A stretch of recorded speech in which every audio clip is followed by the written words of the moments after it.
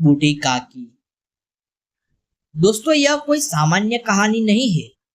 यह है हमारे समाज की सच्चाई।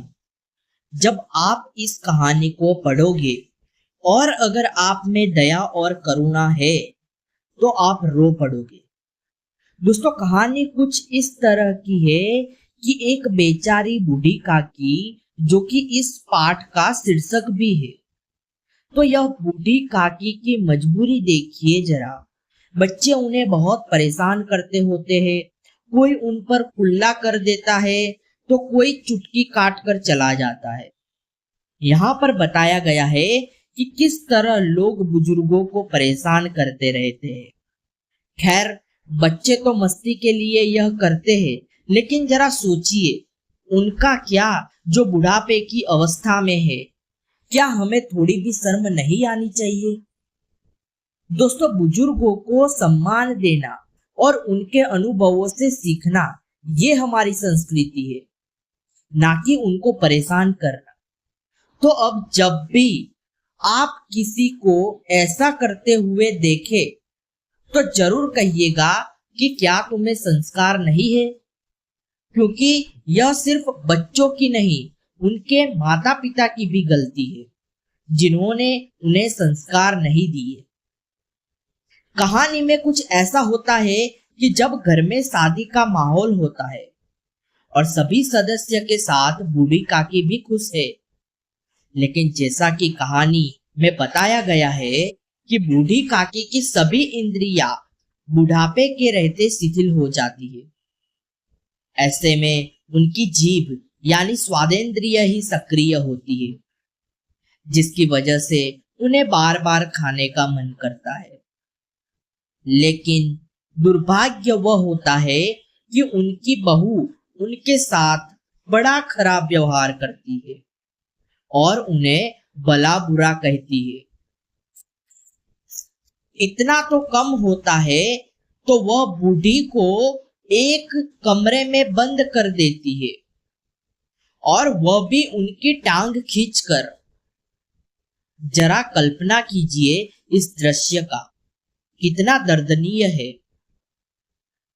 लेकिन जिनके जीवन में से इंसानियत चली गई हो, वैसे लोगों को हम क्या समझाएं? दोस्तों, ऐसा सिर्फ इस कहानी में ही नहीं, हर जगह आपने देखा होगा।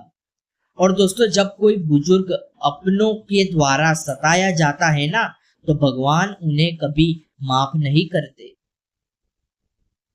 दोस्तों, आप एक काम कर सकते हो, जब भी आपको कोई ऐसे बुजुर्ग दिखे तो उनके पास बैठकर जरा उनका हाले दिल पूछ लीजिएगा।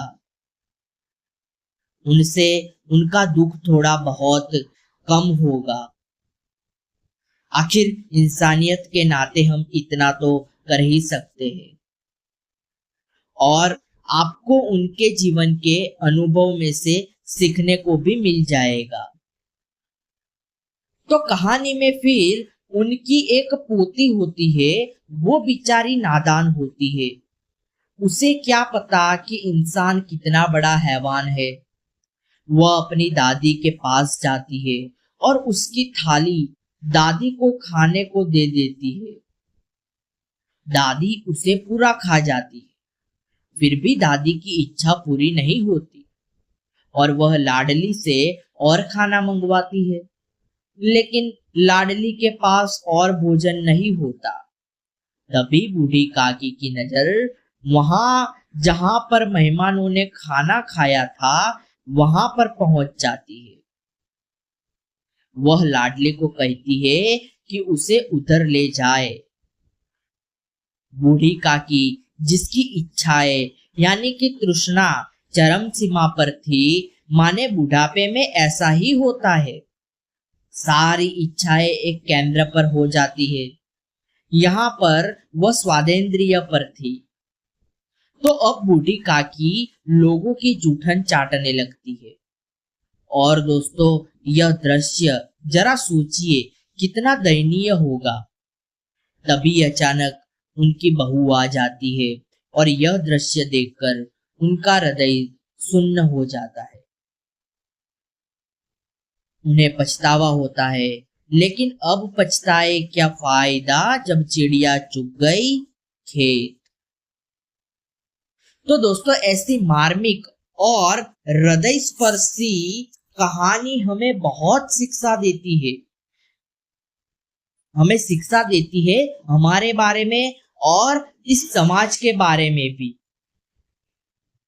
तो आपने इस पाठ में क्या सीखा वह कमेंट में जरूर बताइएगा, और अगर आपके कुछ जिज्ञासा रूपी प्रश्न है तो उसे भी शेयर कीजिए। जय हिंद।